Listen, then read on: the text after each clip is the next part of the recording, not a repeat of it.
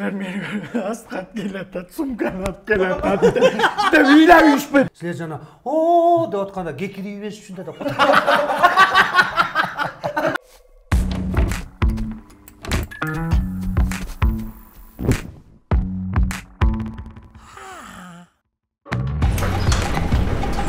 Aviasales. Arzan aviabiletlerdi ıldan izle.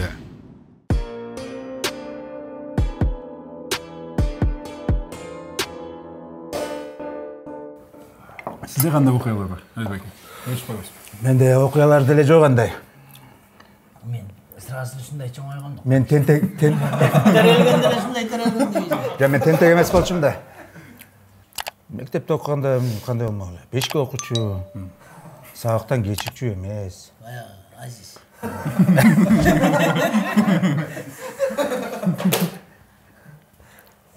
Anan qachon busilib ketdingiz?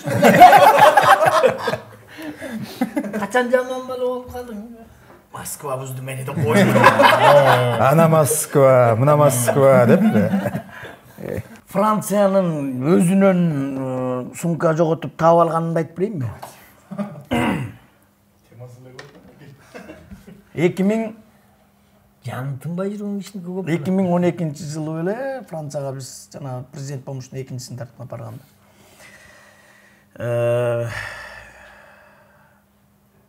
Canbek anan Ömürzak Baykeler,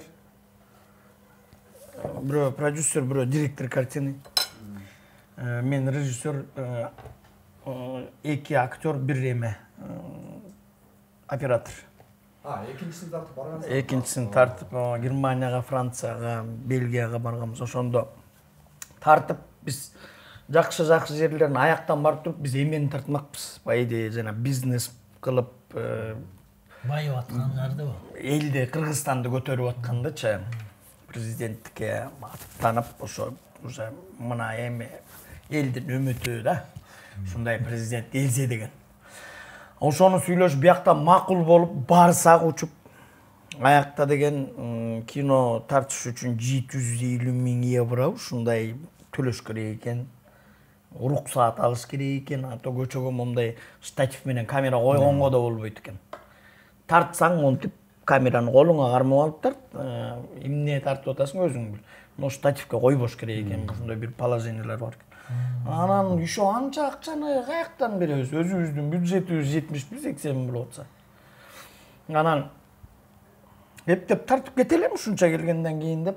Бизде бесплатно. Анан бизде каалаган жериңе коюп алып тартып атпайбы? Анан ызылдап тартып жүрсөк эле тиги Кубанов Жанбек эме здоровьем 150 килограммдык киши өзү. Анан эме бели көп басканга болбойт экен, грыжа бар экен. Анан эле бели менен басат экен. Буту менен басат экен, бели грыжа соройт экен. Анан жана эфиле башынан түбүнө келгенде эле ага жетпей эле көпкө чейин басып тарттык жакшы жерлердичи келгенге жараша деп. Анан эле моундан ары уже баса албайбыз, боякка элди карап, моуну кусуктанып биз отуруп туралы. Силер эми жашсыңар бар, тартып келе калгыла деп. Ага чейин кара кожундой сумкабыз бар. 6-9 тең билетибиз, паспортубуз, акыркы күн болчу Францияда. Где-то бир 700 евро калган. Уже бүттү, кайра Франциядан Германияга автобус менен бармакпыз, жана туристический жерди көрүп. И уже Франциядан учуп кетмекпиз.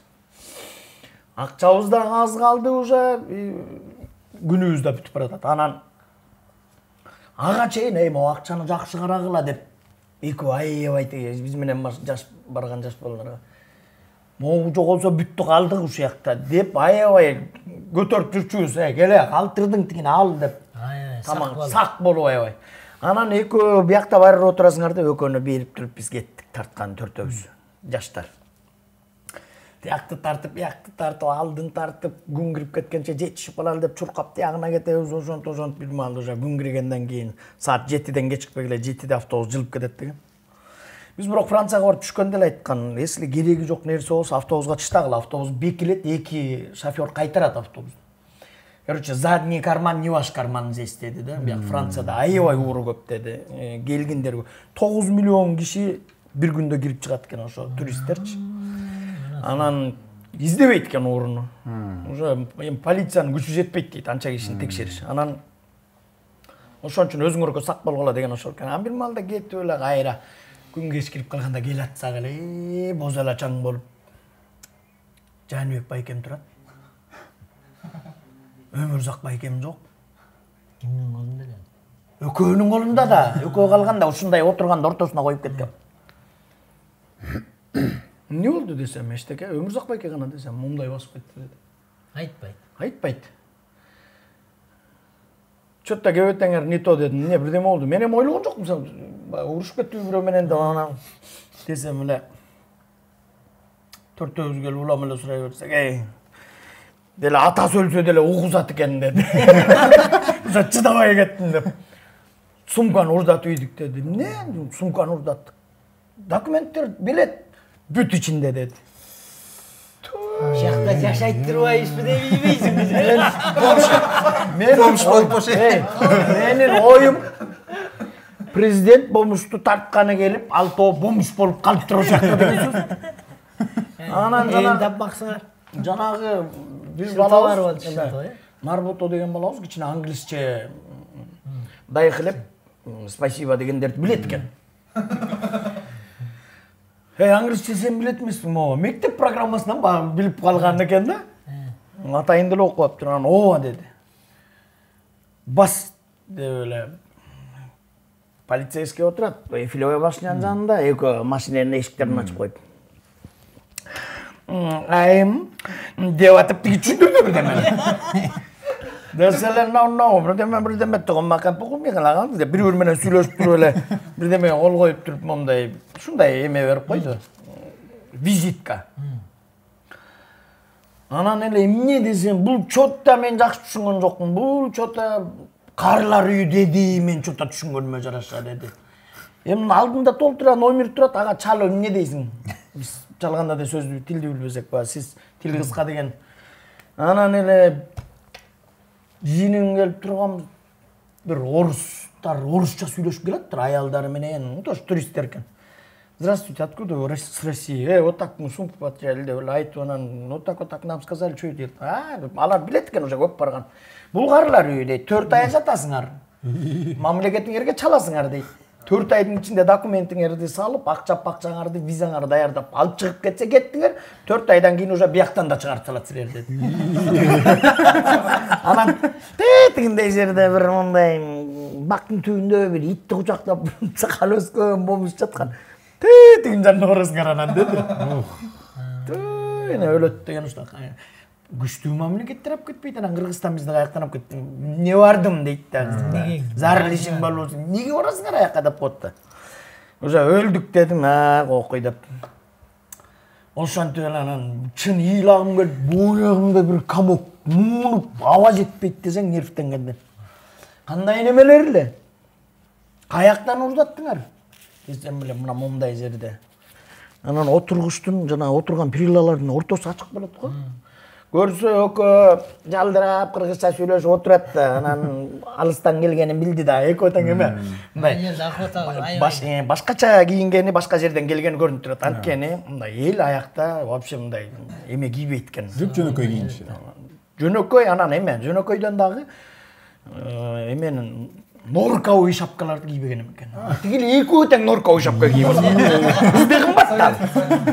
Алар вообще аяктан да кийишпейт экен. Анан ич арзан болсо да башы кымбат болсун деп атат да. Анан ызылдап эле мен кеттим. Кандай кеттим? Короче, бирөө негр, бирөө тиши арсайган араб дедим, безруковка кийип жүргөн. Экөө тең роликте жок, биринчи жана кулагында келип туруп тамеки сураптыр.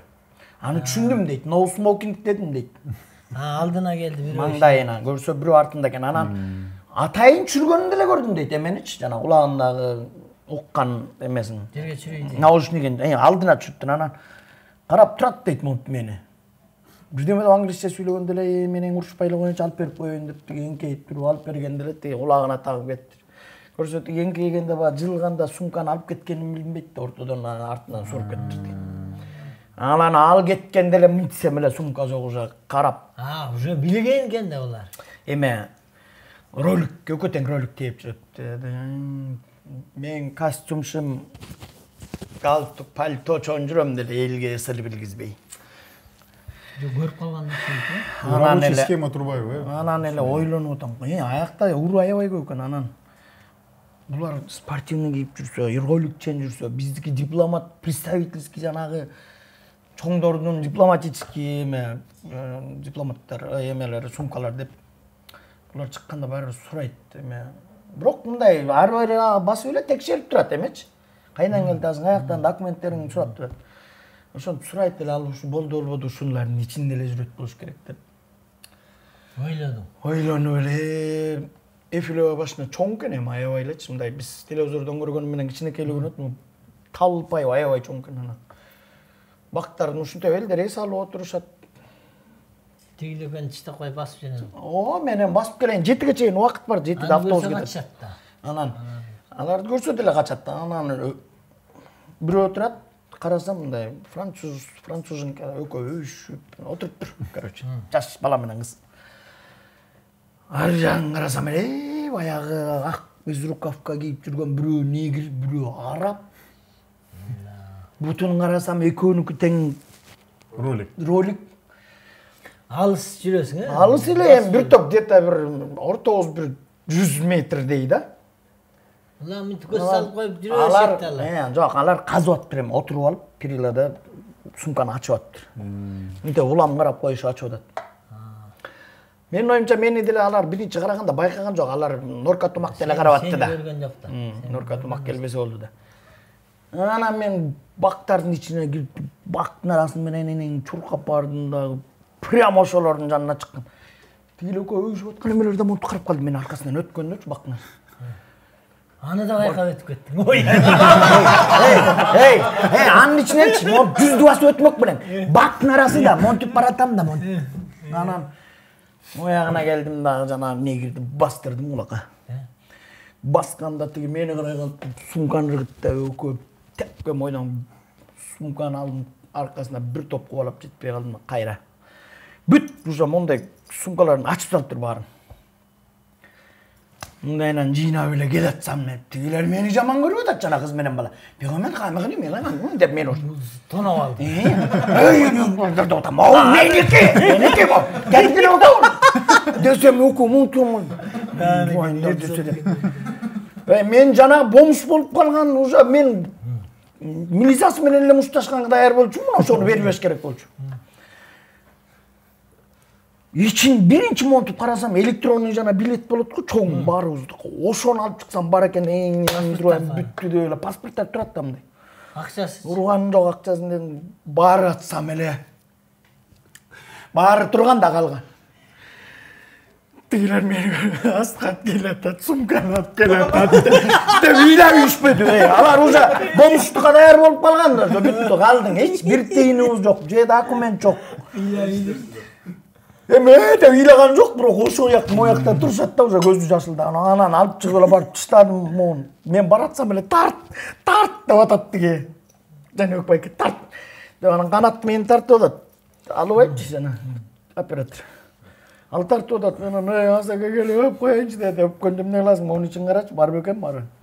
Десем алып чыгып эле документтер бар экен, билет бар экен.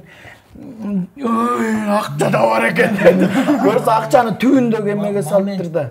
Момент бар турумда. Анан ошону тартып алып мага жибергилечи деген, мага өчүрбөй алдыгына депчи видеону. Канатта айтып аткан баягы өчүргөн жокмун, менин компьютеримде турат. Канча жыл болду ошол видеону алып бир телевиденияга барганда бир көрсөтөйүн дедим эле, мындай болгон деп. Анан ол жактан тиги баары тең бул Асхат көрдүңөрбү, телевизордо эле милиционер участковойду ойноп ушул жакта канча миллион жүргөн кишиден арасынан удачный чыгып калды да, тигилерди алысыраак кетип калганда может Кудай сактаган. Булар да эр жүрөк экен да ушул жерде эле. Жок, эми алар деген ошентип иштеген балдар да. Ал биздин сумканы алмак, текшермек да, акчаны алып туруп сумканы бир мусорго ыргытмак дагы. Экинчи жагынан чыкмак. Ошол жерге чыштап салат алар баары. Биздин паспорттун эмне кереги бар алар? Ошондой болгон бир окуя. Батыр болуп келдим деңизчи. Айсбеке сизде ушундай кыйынчылык башталып аткан. Жашоо өтө ровный окшойт сиздики. Баса. Ошентип анан айтып бердим да эмне болду? Момдай. Жана негрин пастырдым кулак түпкө. Деп ошенткем. Ай, молодец. Деп ага чейин суу алып бергилечи десем, 700 евро кылды. Кое турчу, шыдачы автобусга отуралы, автобустан бекер берет деп атышкам. Ай, алып бергиле буга тамак берип алып кел тамеки деп. Тамеки дагы өлө кымбат экен. Бияктан негизи Европага барсаң бияктан ала кетиш керек. Аяктачы прям болбогон тамекилерин биздин сомго которгондо 500-600 сом разница да. Анан ошондон тамекини алып берип ошон чегип алып автобусга отурдук, ошого чейин баягы Өмүрзак байке ойлонгон эмес окшойт. Анан ошондо ойлонуп, анткени биз Германияда жүргөндө, Францияга баратканда бир тажик бала ошол жакта жашайт экен, немкага үйлөнүп, ошол жеткирип баратып айтканда, биякта адамдын укугунан хайвандын укугу үйдө турат депчи. Сен кишини чаабыйсың, кечирим сурап, сага кичине эле эме итти тебийсең, ит үчүн 1 жыл мен отуруп келгем деп. Ал эметпейт да. Анын мээси жок депчи, анын мээси жок. Сен мээң бар, эмне үчүн төбөсүң аны деп, ошо аябай охрана животных катуу биякта депчи. Анан ошентип айтып келген, анан ошону эстеген окшойт. Анан кетип баратсак автобустун ичинде. Эй, сен жана жиндисиңби? Жок, жиндисиң дейт. Жана тетиги тажик бала келатканда айтып атты эле. Ошо бир итти тээп койгон үчүн 1 жыл отуруп чыктым деп. Сен жана негирди чаптың деп атасың, эмне чыгасың? Ай, сакамап сурсам эмне болот? Эми ушуну ойлондуңузбу жанатан бери дедимми? Камап салса го жакшы түрмөгө барып отурасың, бомж болуп көчөдө жатканча дедим. Эптеп амнистия болуп анан салып ийме көзүңдөн. А көчөдө тетиги бомжтой болуп калсаң эмне болот эле? Анан дагы бир окуя. Ачкабыз өзүбүздөн өзүбүз аяп. Францияда эле. Эме билбейбиз да, тил билбейбиз, каяктан. Кафесине кирсең эле, жет тамагын түшүнбөйсүң, но евро менен 35-40 евро бодра жазылып турат да. Анан автобус бир ичкенде эле жок калып атпайбы жанагыбыз. Эй, жүрө супермаркетке баралы дагы. Сэндвичти деген түшүнөбүз. Тиги эмне эле жана тоок, колбаса деген бар. Ошондон кесип нандан жейбиз, суудан ичип алабыз. 1-2 күн өлбөйбүз дедим. Анан кеттик деп анан сураштырып супермаркет, гипермаркет деп барган бир жерди таптык. Эми келип баратсак бир бомж жатат. Негир чаштары өскөн жана момдой болуп кетет го чаштарычы. Жуулбаганданчы жиптей болуп. Мына кийингеним да эски эмес, жаман эмес, нормальный кийинген. Уктап атат анан эки жагында эки жанагы кымбат бульдогтор да, эми биякта $500 бульдогтор.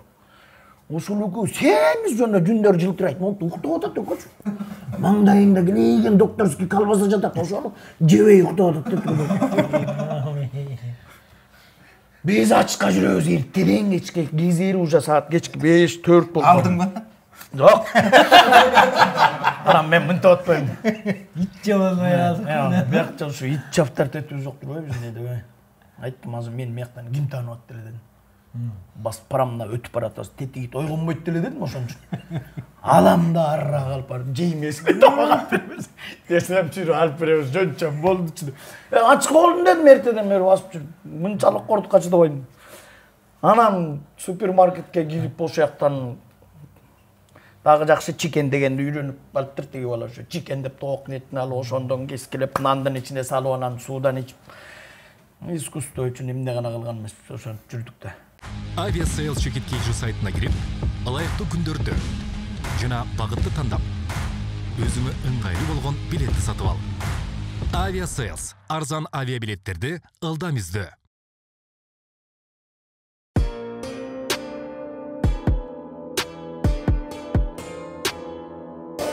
Жана эмени айтып бербейсизби? Өткөндө айтып бербедиңиз беле жана эмеден Москвадан кинотеатрдан билет сатып болгон окуя баштан өткөн. Өлө окуялар болот да. Баарыбыз эмеге бардык окугачы. Бирибизди деле жакшы тааный элекпиз да баягы. Алтынбектин чоң энеси каза болуп калды. 3 ай окугандайым ушундай. Агайдан уруксат сурап кетти казарманга барып. Анан келип баягы борсок, этпек баягы ала келип Kur'an okutуп koyalım депчи. Биздин комнатаны бошотуп, мында столду коюп, курсташтардын баары кирдик 16-8 бала 8 кыз.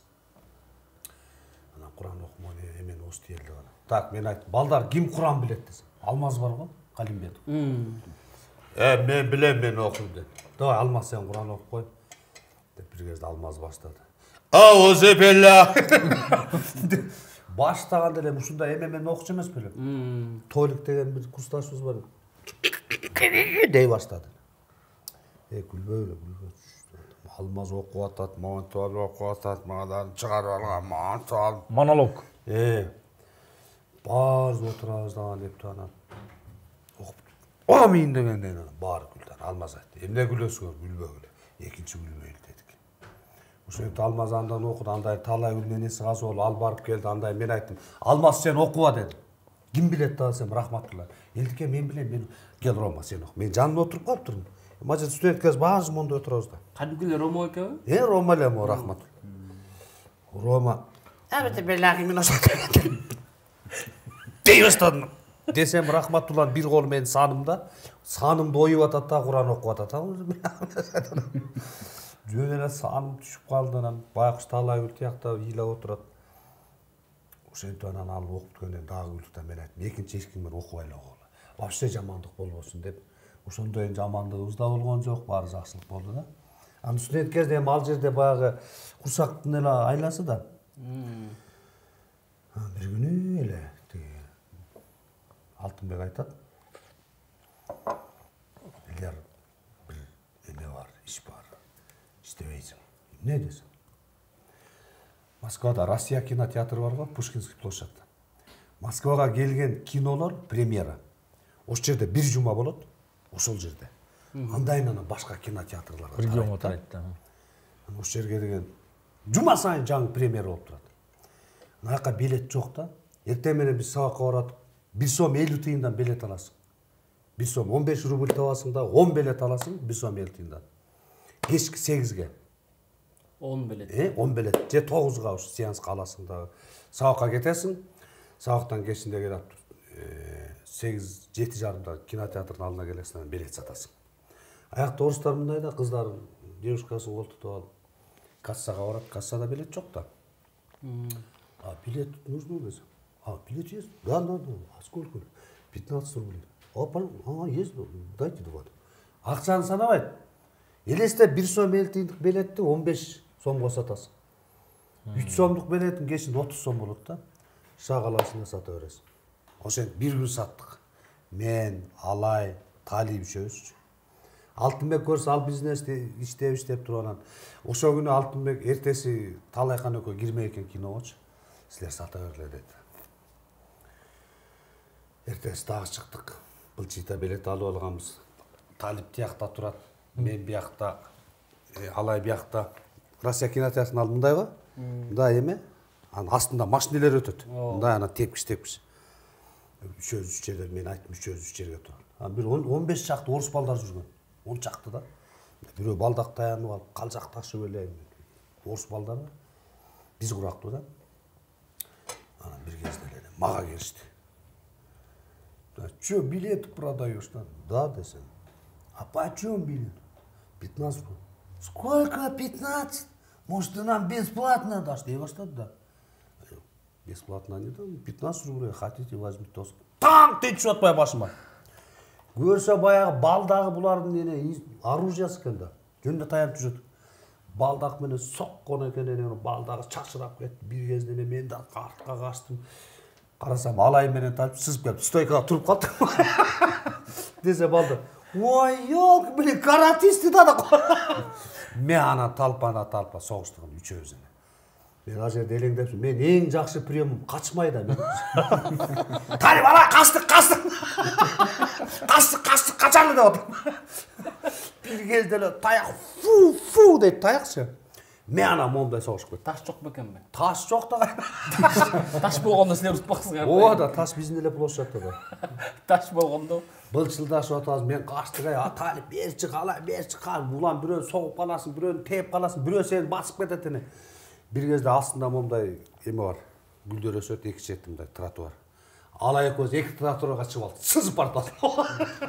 Bir кезде müdürlük келіп, тез айырылды, сызды қана.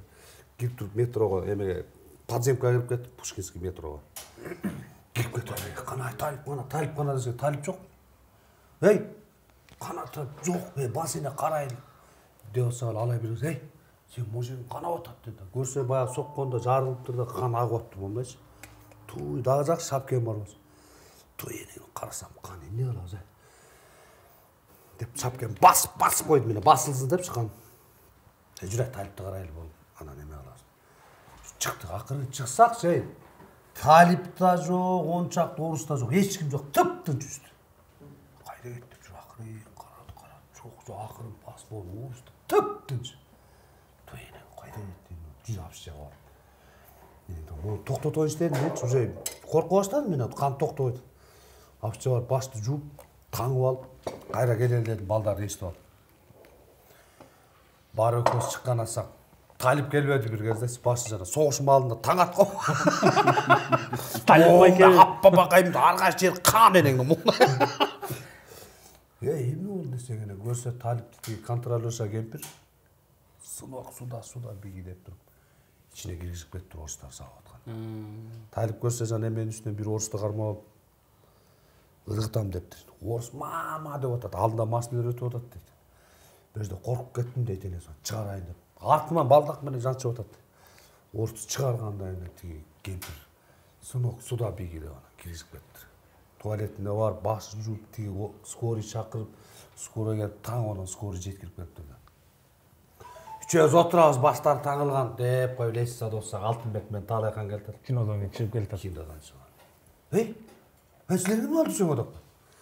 О жерден ойнап ат. Лесіз адан құлап түштік. Алтынбек ішім, жеңгірек сені олды, жынғарды айтты. Балдар мен соғыршы, қат қылатын. Ошентен ал бизнесті қылбай алған бізден есірәнді. Бірақ кейін оша киноны көрелді бардық, 2 күндейші. Атайын тааныр бекен депші. Орыстар тааныр бекен, ала танып айткен. Билет ертемен алып қойғанбыз. Барасы, братан, билеті нужны деп келді маға берек. Нет, у меня есть деп.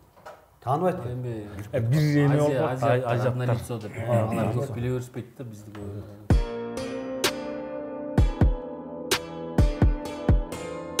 Неме, Орыста оқып қалдым да, 78 жыл оқып қалдым. Оқығаны менен ал бүт студенттің барын бүт бақта қалып кетеді. А мен жана Раматов Шамшай Кутубаев менен бара Назикте барабанда чертип алдым да.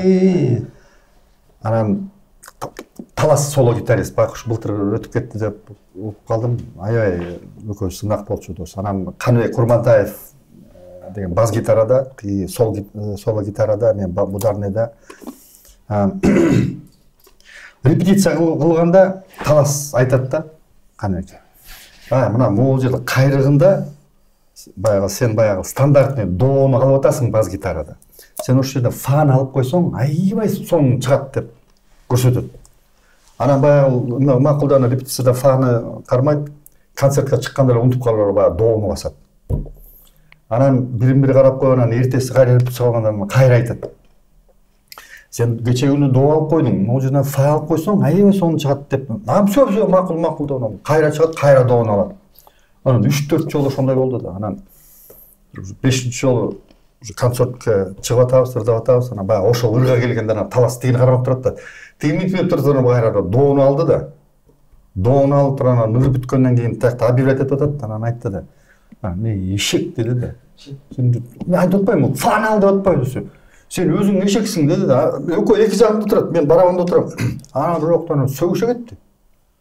Сөгүшүгө төрөп баягы тиякта объявлять этип, экинчи номер чыкканда зал толтура. Анан бирок бирөө гитарасын алды, экинчи гитарасын алды, экөө бири-бирине чукап атат. Барабанда секирип барып экөөнү ажыратып, экөөнү эки жака түртүп атам баягы. Өзүнчө эме болуп калды мындай. Ыргада көңүл бурган жок. Анан тияктан да элдер чыгып алып, экөөнү ажыратып, кайра гитараларын алып, кайра объявление кылып. Болот канда.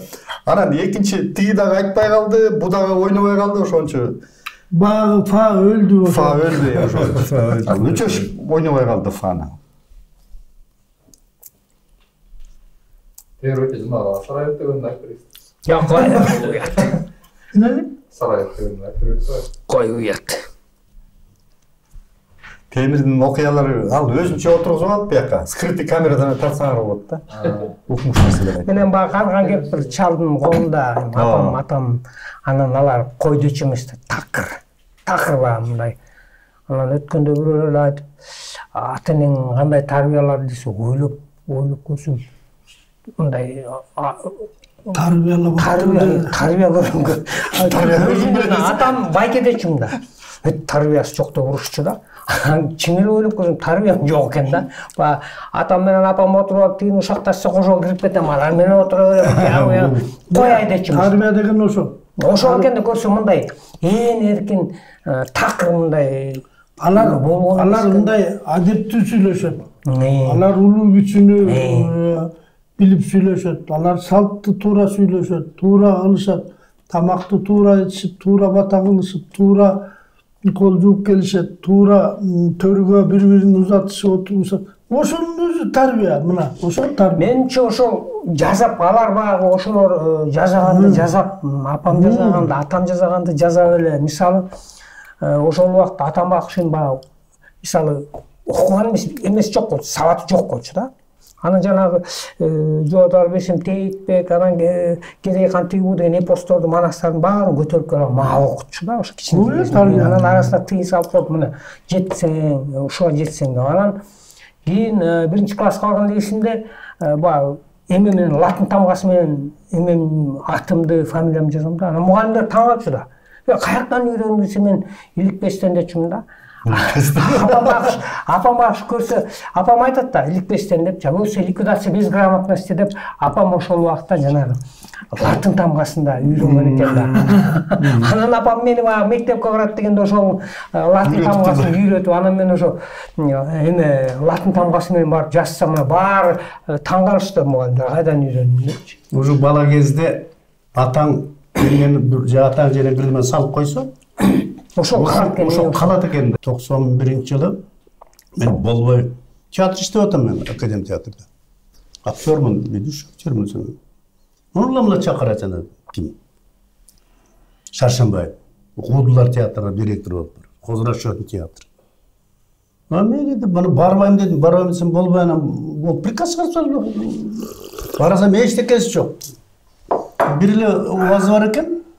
Бак, аквариум. Анан булар тетиги азыркы цирктин гостиницасында экен. Куйручук деген, Жок. Шаршенда театр. Анда шаршен жок болчу. Анан эме болду. Мында болсо Чүй театр болчу. Жаңы экен. Театр Куулдар Республика Кыргызстан кылып ачты биринчи. Жаңы Куулдар, Жаныбек, Манас, Рахман, Жамбыл, Дөөлөт, Абидин, Медер Кадыршаев, жетөө. Шумен жакшы баштаганбыз. Анан Бектенбай режиссер болду, анан даярдап туруп, анан биринчи концертте апрелде, анан мен кредит алдым. 50 миң алып туруп, ошондо биринчи Ямаханы мен алып келдим, Москвадан алып келдим. 27 миңге, ПСР 47-де. Анан 17 миңге эме айдатып келдим, Кубайндан машина айдатып келдик. 50 миң алганбыз, автобустан эме кылдык. Концерт бердик биринчи даярдап жүрүп. Майдын 1-нен 10-на чейин академ театрда койдук концерт. Жалаң жетөө. Бир орун жок.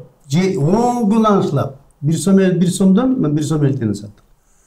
Анан 91-жылы анан ошентип болуп калды. Бир маалдар 91 болчу. 91-чи болчу мен.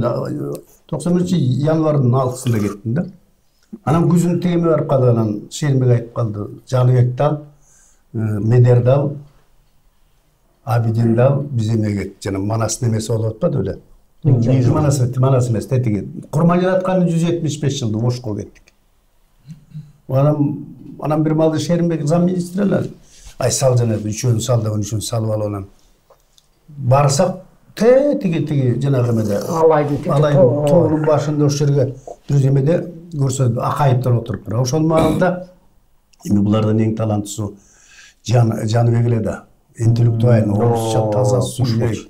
Горбачевду, Акаевди туура айтты, ырдаганы барлык жагынан укмуш эле да. Анан ошол жака барып Акаевга кирип кетишти.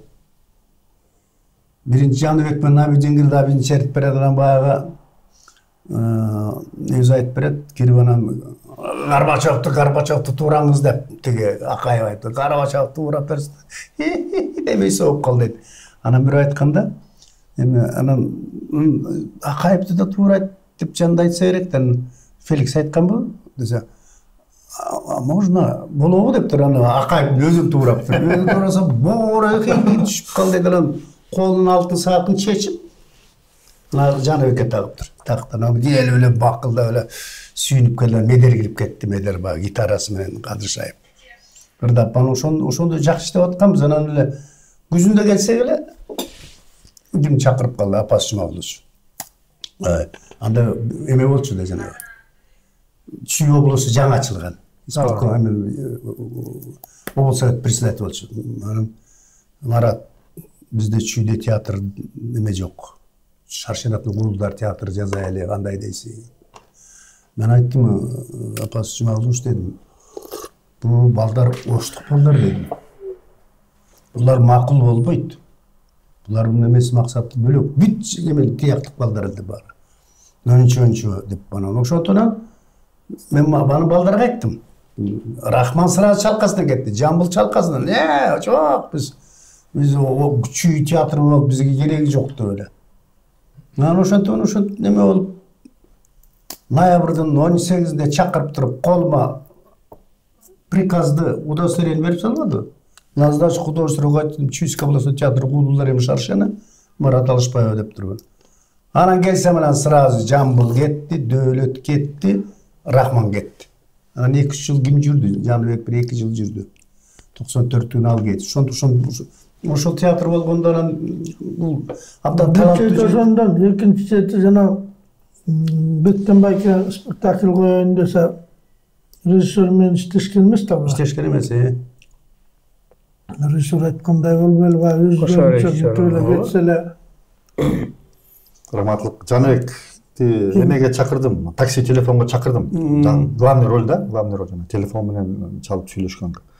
Ана келди. Эле кудуңда эринесе, мен өмүрүмдө мен эч кимди тарткан эмес. Мен биринчи жолу киного тартам бия. Деп ана текстти берип, анан репетиция кылып эметип анан ары бери кудуңда эле чуркап эле мен киного тартам. Аябай эме болду да мындай. Толкунданды да. Анан анда кечинди, могу кеч кирсин сразу тартабыз, бияктан эч жакка кетпей тур деп ана текст берип койдум. Анан ары чуркап анан бир жакка кире калган, анан аябай мактанып тур да бирөөнөчү. Мен ушундай тарткан атат дегенде эмес. Ой, анан жубайсыңбы? Анан кантип жубайын? Анан жубайын да как раз карным жүргөн экен. Ой, ата. Анан барып алып келе кой, аларга жууп, анан өзү эметип анан бир убакта кызарып кирип келди. Эрнес, мен болбой калдым, кечирип кой, башка. Съемка болгон атат уже. Ой, атаң. Мен момундай болбой калды, кечирип кой, менден итчилик кетип калды деп анан. Действительно уже невозможно. Анан башка эпизодду эметтик, башка эпизоддо түнү менен немеге чалдым, Канат Мамырхановго чалдым. Выручать этип момундай эме болуп калды, эртең менен сразу биринчи болуп автобус менен келди. Анан башка эпизоддорду тартып, анан эртеси Канат Мамырханов келип, ага тексттерди үйрөтүп. Кайсында? Такси телефонда. Ошо Жаныбек өмүрүмдө биринчи жолу кино тартылам деп атып, аны жууй анан тартылбай калбады. Анан бир аздан кийин өлүп калды. Ошо мен баягы начальник управление болуп турсам 50 жылын өткөздү. 10-чу жылы. Эмеден Айтпай отуруп тартып бүткөндөн кийин тарттым деп койсоң болбойбу? Ошо эмеге чакырыптыр мени. Ана эмнең бар?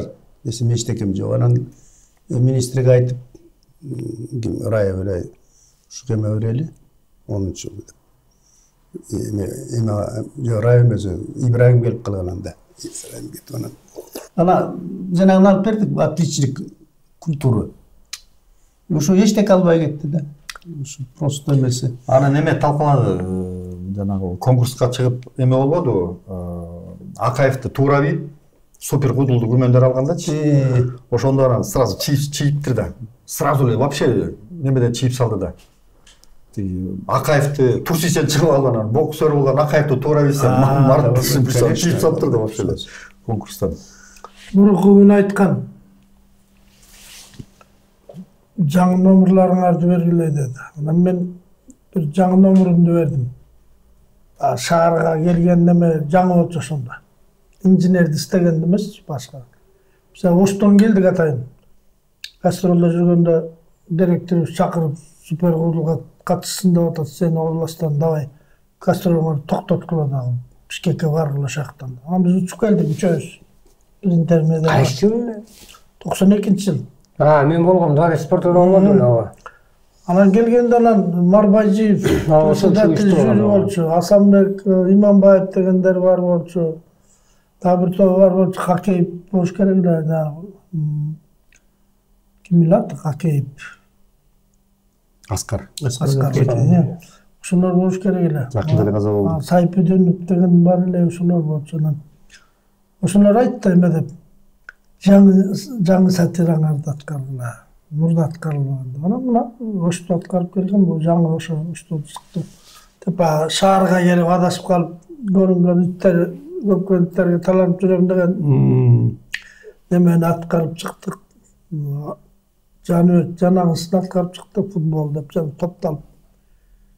Эртеси айтты, бүгүн эми эски сатираңардан Шотаки өрөбүн жакшы болсун эми. Жаңы сатира деген жаңы бышалек экен көңөрдүкү. Көндөрдүкү бышык экен, анан башкалар сала экен. Эски жакшысынан аткаргыла каалаганыңарды деди. Анан эртеси инженерди истегенди мен беркини үчөөбүз аткарчубуз. Асматжан эже Канат үчөөбүз аткарчубуз. Анан эртеси Канат экөөбүз инженерди издегенди чабарманды аткардык. Анан башкалар башкасын аткарышты. Анан эртеси решающий күнү айтты. Күмөндөр сен жана инженериңди эле аткар. Жаныбек сен тигини аткар, сен муну аткар десе Жаныбектен ошол жерден кетти. Эмнеге жободо деген жаңы деп жазылган, мен өзүм билем кайсын аткарышты деп. Ошондо эле каршы чыгып алды да өзү баягы. Анан именно ошондо жанагы Турсуйчан эмне жанагы футбольный шорточан чыгып алган боюнча анан ошол жерге Акаевди да кошуп сүйлөп койду, болгону. Анан притом ага биринчи жери, биринчи номерге келип калды. Эң жаман нерсе. Политический дагы. Биринчи номер келип калды да, анан ал жерде отургандар жюринин баары эле тырчып эле айткан сөз тукпайт, баланча номерин аткар десе дегендей кылып туруп анан балдарды кем берди. Андан кийин экинчи чыккан киши ким чыкты, жана Бекбатыров чыкты. Ал чыкканда эле аныкы уже тигиникинен балы алдагайда ашык болду. Жаныбектики бир 60-тай эле болду где-то. Бекбатыровдуку 70 ушундай болуп кетти. Анан ар кимдики баары эле Жаныбектикинен ашып, эң очко аз Жаныбек болуп калды. Анан ошондо мен предпоследний чыктым. Меники баарынан көп болду сразу эле. Ошол жерден определять этилип калдык, ким кайсы орунда болгон. Анан дөөлөт биринчи орун мени гран-при деп, дөөлөт биринчи деп, экинчини ким алды ошондо? Каныбек алды окшойт. Манасты болсо отборочныйдан эле жактырбай койгон. Анда Манас мында интермедиа ойночу эмес, агестик. Монолог айтчана.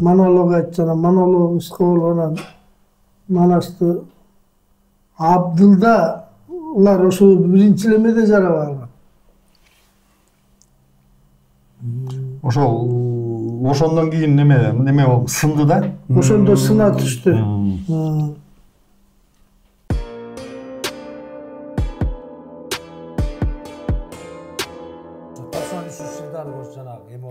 Ун жок, билесиңерби, ун жок, азыркыдай тегирмендер жок. Анан мен бир күн бир тойго барып калдым, анан кичине акча болуп калды. Базарга барсам, мондай мүшөк жана таар мүшөк эле ун сатышчу да, баягы дикий баягы. Өзүм будайын тартып келип анан бир унду алайын дедим да. Канча сом деди, ишил алдым да. Анан өлө кубанып унду алып, илеч бетим менен артына байлап алып үйгө келдим. Энем айтты, "Мене ун алып келдим." "Мей балекеттиң анан камыр жууруңуз" деди. "Нан жасайлы" деди. Энем жасады анан. Жесекчи. Эме? Кум аралаш экен. Кум чайнасаң тырс. Көрсө албай куш делени бар эле бир да тегирменден калган ундарды шыпырып баягы элдер тартырып кеткендей ошол жерде иштеген неме окшойт, ошентип шыпырып сатып ийейин дептир. Мен жаман ичим күйдү, эп алам бул кум турбай, эне. Эчтеке эмес эне, мен эртең барып турман эсин табам мен деген. Мындай кайра сатып ийем десем, мен эме айтат.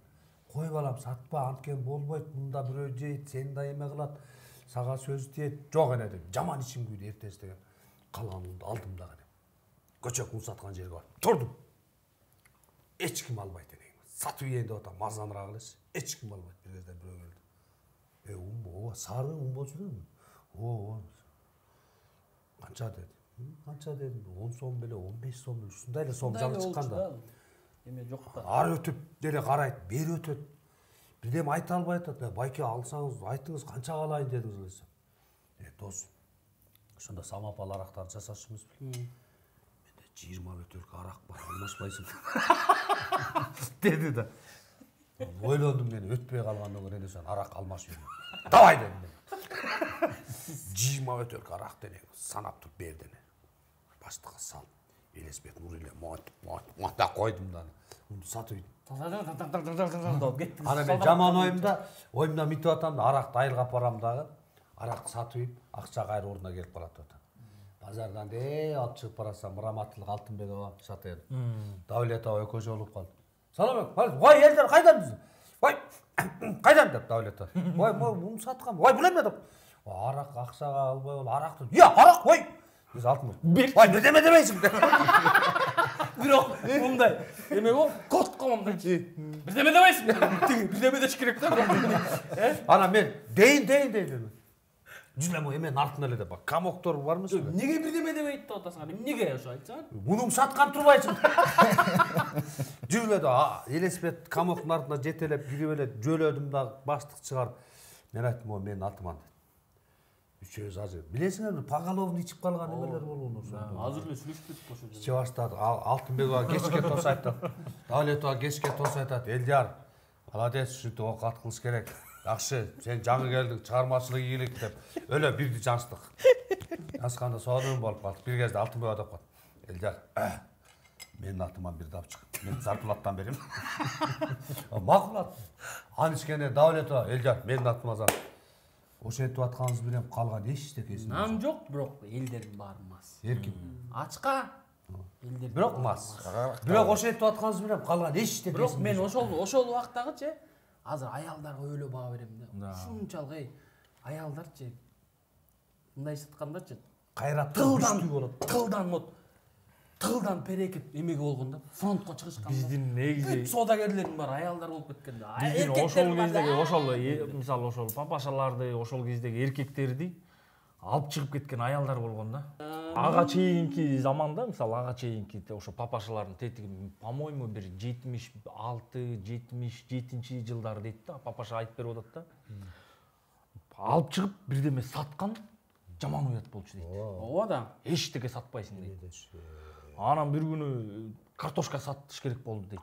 Анан Аяш атам раматлык спекуляция деп анан картошка алып бардык дейт. Көлбай деген раматлык. Ал киши баягы илгеркилерибиз баягы эмени эсепти деле көп билбейт. 8ге чейин окуп эле тиги ПТУ эле ошого кетип калып эле ушул сыяктуу го, негизи көбүч. Анан картошка сатып атабыз дейт. Жашынып сатып атсак анан баягы тыйын менен дейт да. А мен четте карап турам дейт, тиги сатып атат дейт. Деп анан тиги тыйынды берди дейт. Орусчу. Бир орус келип картошка сатып алып атат дейт. Тиги Көлбай сатып атат дейт. Вот столько так, вот столько рублей, вот столько копеек деп берди дейт. Сдачи мне давай дейт. Десе тиги убакыт санаганды билбейт дейт.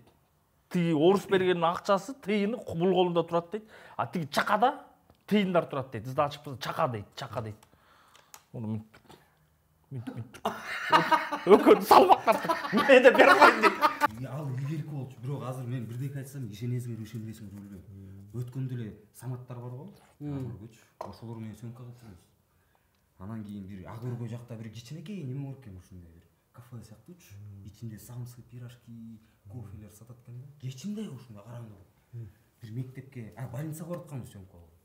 Барат анан самат кичине жеп алчы, тамагын ичип алчы десем, мына жакта бар да бир жакка токтойбуз, жакка токтойбуз, бияка токтойбуз, бүт жабык. Кирсек, ушундай кичинекей эле комната экен. Бир 3 стол турат ушундайчы. Анан Самат экөөбүз анан бир гримерша кыз болуп кирип калдык. Кирип анан 3 кофе, анан 3 самсы дедик. Үчөөбүз жейип отурабыз, анан бир байке кирип калды экөөчү. Биздин аркабызга отурду. Жептик. Анан кийин басып барып, акчаны мен төлөйүн деп эле. Мындай окошкасы бар экен кичинекейчи. Барып эле бир байке экен, анан ар жакта бир эже экен да, экөө содада. Байке меники канча болду деп 200 сом колума кармап турдум. Канча болду десем, келди дагы мен акчамды алдым чыкпайчы. Ал акчамды карап эле, аялын карап эле. Аялым жанына басып барып акчаны көрсөттү. Карап турам, күтүп турам. Анан экөө комната кирип кетти ар жагындачы. Кирип кетти эле. Кайра байке чыкты. Келди дагы анан мага 150 сом берди колумдачы. 150 сом кармап түшүнбөй калдым. Эми 50 сомго үчөөбүз. 3 кофе болбойт го. Деп байке туура эсептедиңизби десем. Мен көзүмдү карап, кайра 150 сомду алдып, кайра кирип кетти. Жок, бар андай. Фамилиялык кыргыз значит алчы. Аял экөө бирдеке кылып эле анан кайра келип, бир коробкасы бар экен акчалар. Аны алды дагы эсептеп узатып бере албайт. Сом колуна карап, берейин деп, бербейин деп турат да. Анан мен түшүндүм да, эсептелбейт го деп. Менюсун карасам, самсысы 35 сомдон, анан кофеси 20 сомдон ушундай деп жазылып турат да. Байке андай эмес деп бир. Мен 25 сом алдым да. Мону бересиз, анан тыйынды бересиз. Бул сиздики десем. Мен карап, жалдырап элечи. Анан аркамда 2 байке отурган. Ал экөө улуктупту бүтчү. Эмне эсептелбей атабы дейт. Билбейм, эсептеп атат го, что-то адашып кетти окшойт десем. Деп экөө каткырып калган. Мен чыгып эле Саматка айтсам, чын эле деп алтан кылып. Ой, чынмен өз көзүм менен көрдүм деп. Экөөбүз кеттик. Анда ошо азыркы 21-чи кылымда эсептеп калгандай вада. Значит, Памирден келген кыргыз да, значит. Мен бир случай мамаша кошунанын үйүндө бирдеме болуп, коноктор келип, бирдемеси болуп, мамаша деген картошканы калың артып келиптир да. Кабыгынчы. Уйга бышырып берет го. Атайын калың артыптыр. Мама апам байкуш үйгө алып келип туруп, жанагы жууп туруп. Жана нан бышыргандай кылып жумот эмеге бышырып берген ушу картошкаларды. Азыр биз 5 эркекпиз дей. 5 эркекпиз, жеп турган убакта, патыратып жеп турган убакта анан Алимни деген, Темир дегендер башталды. Бутылка чогултмай. Бала чактар ошондо мен мисалы үчүн иним экөөбүз бир эмени кийипчүбүз, бир сумканы көтөрчүбүз. Мен шлёпканы апамдын эски шлёпкасын кийип алып, жарым жолго чейин чуркап барам да. Иним байкуш элдердин балдары түшүп алып, автобустан түшүп алыпчы, ойноп, деп кубалашат. Иним байкуш тар чөптү алып безет. Ортокко өтүп кетет да балчыдан келип туруп, кайра бизди келип алып кетет да, маш автобусчу. Калып калсаң автобустан. Ал түшүп алып чуркап келет, экөөбүз огороддон жолугабыз. Ал орто жолдон түшүп келет. Эмесин сумкасынан китептерин алып чыгып, мен болсо китептерим эмелерим даяр элечи. Фон коет, үстүнө салат, чечет, фук. Экөөбүз кийебиз да жаңа иним болсо мынтип алып кетет. Шлёпканы кийип алып. Сиз кайра урасыз. Мен шлёпка тапочканы кийип алып кайра урам деген жакта өзү. Эме баласынан бешип. Шоско даярданып атпадык беле? Ана бүт филармонияга бүт эмелер катышып атат да, маданий кызматкерлер, ырчылар, чоорчулар бүт. Жана буруштурбайсыз. Жана эмелер да чачым түшүп атпайбы? Чач кашты жеп атат да. Ана жана хордурдаган эже минтип бияка туруп калды. Жана салбурунчулар келген, бүркүттөр менен аларды минтип басасыңар деп жана. Bir bala deyip koyup kuşun kondurып alып oturat da. Закулисап жана bir эже хордурдаган. Жан хордурдаш тиги бала ууп турат. Эже келип жанына туруп калса, тиги эжени карап. Эже деп коет. О балам, силер үнүңөрдү кантип сактайсыңар десе. Ай балам, бизге муздак суу ичкенге болбойт. Семишке чаканга болбойт, мороженое жегенге болбойт. Биз үнүбүз менен күндө заниматься этебиз. Ана жанакы газированный сууну ичкенге болбойт десе тиги. Эже, силер жана о деп атканда кекирибес үчүн да деп. Болду.